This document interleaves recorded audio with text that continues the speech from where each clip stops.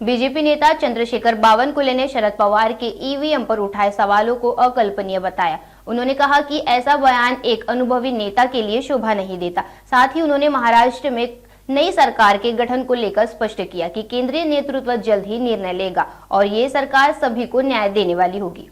आज 26 नवंबर संविधान दिवस के अवसर पर चंद्रशेखर बावनकुले ने बाबा साहेब आम्बेडकर को श्रद्धांजलि दी और प्रधानमंत्री नरेंद्र मोदी द्वारा भारत को विकसित राष्ट्र बनाने का संकल्प सराहा है। साथ ही 26/11 के हमलों में शहीद हुए लोगों को याद करते हुए उन्होंने कहा कि महाराष्ट्र और मुंबई पर हुआ हमला कोई भूल नहीं सकता। महाराष्ट्र में मुख्यमंत्री पद को लेकर चल रहे अटकलों पर बावनकुले ने कहा कि केंद्रीय नेतृत्व देवेंद्र फडणवीस, अजित पवार और एकनाथ शिंदे इस पर विचार कर रहे हैं। उन्होंने अफवाह फैलाने वालों को चेतावनी देते हुए कहा कि महाराष्ट्र को भ्रमित करने से बचे। बावनकुले ने कहा कि ये अकल्पनीय है कि शरद पवार जैसे अनुभवी नेता ने चुनाव हारने पर ऐसा बयान दिया है। जब सुप्रिया सुले ने बारामती से जीत दर्ज की थी तब उन्होंने ईवीएम पर सवाल नहीं उठाए। संजय राउत और रश्मि ठाकरे के आरोप पर उन्होंने कहा कि राउत सिर्फ दिखावे के लिए बोलते हैं और जानते हैं कि 5 साल तक उनके प्रयास व्यर्थ रहेंगे। बावनकुले ने अंत में कहा कि महागठबंधन का हर नेता एकजुट है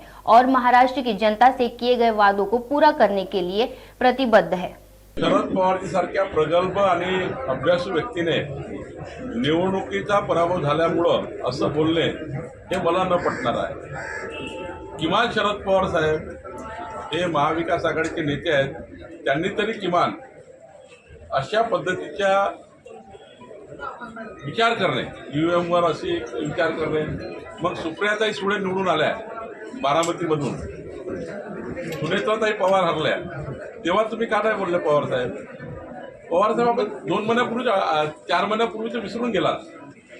सुनेत्रा पवार हरल्यात तर त्या ईव्हीएम मशीनमुळं आमच्या वहिनी हरल्या, सुप्रियाताई सुळे निवडून आल्यात, तेव्हा जर बोलले असतं बरं झालं असतं।